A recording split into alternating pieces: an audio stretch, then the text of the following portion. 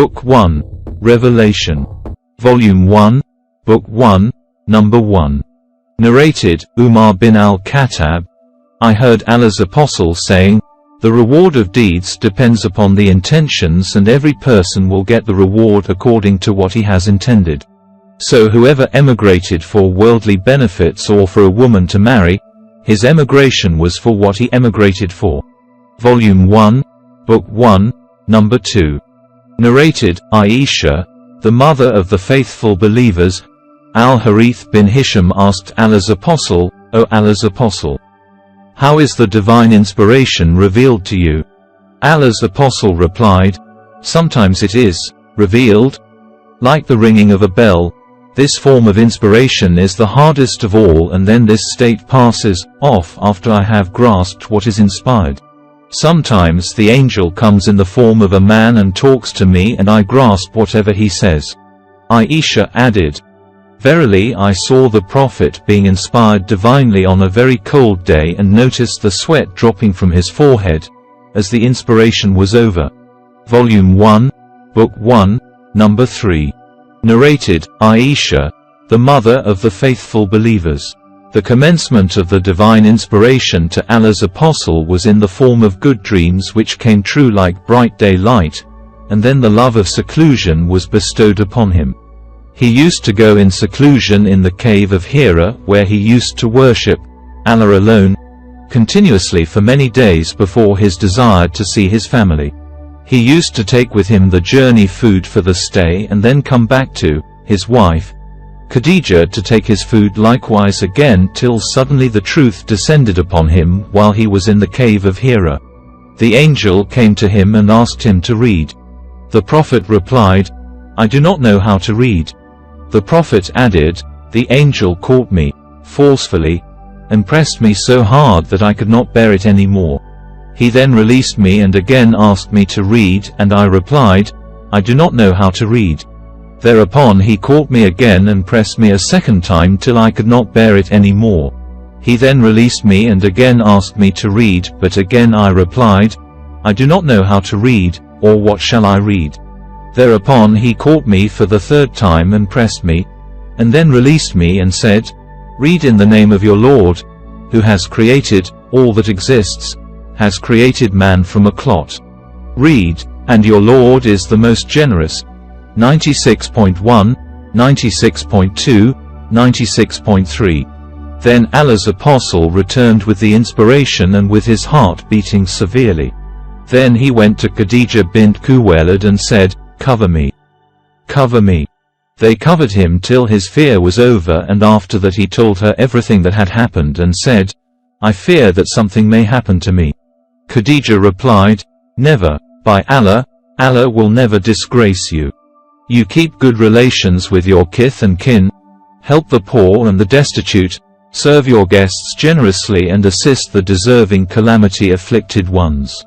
Khadijah then accompanied him to her cousin Waraka bin Nawfal bin Asad bin Abdul Uzza, who, during the pre-Islamic period, became a Christian and used to write the writing with Hebrew letters. He would write from the Gospel in Hebrew as much as Allah wished him to write. He was an old man and had lost his eyesight. Khadijah said to Waraka, 'Listen to the story of your nephew, O my cousin.' Waraka asked, 'O my nephew, what have you seen?' Allah's Apostle described whatever he had seen. Waraka said, 'This is the same one who keeps the secrets, Angel Gabriel, whom Allah had sent to Moses. I wish I were young and could live up to the time when your people would turn you out.' Allah's Apostle asked, 'Will they drive me out?' Waraka replied in the affirmative and said, 'Anyone, man, who came with something similar to what you have brought was treated with hostility, and if I should remain alive till the day when you will be turned out, then I would support you strongly.' But after a few days Waraka died, and the divine inspiration was also paused for a while. Narrated Jabir bin Abdullah al-Ansari, while talking about the period of pause in Revelation, reporting the speech of the Prophet, "While I was walking, all of a sudden I heard a voice from the sky. I looked up and saw the same angel who had visited me at the cave of Hira, sitting on a chair between the sky and the earth. I got afraid of him and came back home and said, "Wrap me in blankets."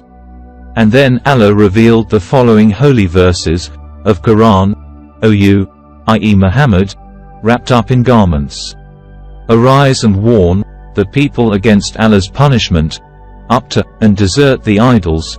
74.1-5. After this the revelation started coming strongly, frequently and regularly. Volume 1, Book 1, Number 4. Narrated said bin Jubair, Ibn Abbas in the explanation of the statement of Allah, "Move not your tongue concerning the Quran, to make haste therewith." 75.16. Said, Allah's apostle, used to bear the revelation with great trouble and used to move his lips quickly with the inspiration. Ibn Abbas moved his lips saying, "I am moving my lips in front of you as Allah's apostle used to move his."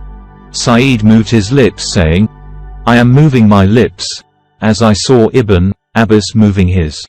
Ibn Abbas added, "So Allah revealed, move not your tongue concerning the Quran, to make haste therewith. It is for us to collect it and to give you, O Muhammad, the ability to recite it, the Quran." 75.16-17. Which means that Allah will make him, the Prophet, remember the portion of the Quran which was revealed at that time by heart and recite it. The statement of Allah, and, when we have recited it to you, O Muhammad, through Gabriel, then you follow its Quran recital. 75.18, means, listen to it and be silent. Then it is for us, Allah, to make it clear to you. 75.19, means, then it is for Allah to make you recite it, and its meaning will be clear by itself through your tongue. Afterwards, Allah's apostle used to listen to Gabriel whenever he came, and after his departure he used to recite it as Gabriel had recited it. Volume 1, Book 1, Number 5. Narrated Ibn Abbas, Allah's apostle was the most generous of all the people, and he used to reach the peak in generosity in the month of Ramadan when Gabriel met him. Gabriel used to meet him every night of Ramadan to teach him the Quran. Allah's apostle was the most generous person, even more generous than the strong uncontrollable wind, in readiness and haste to do charitable deeds.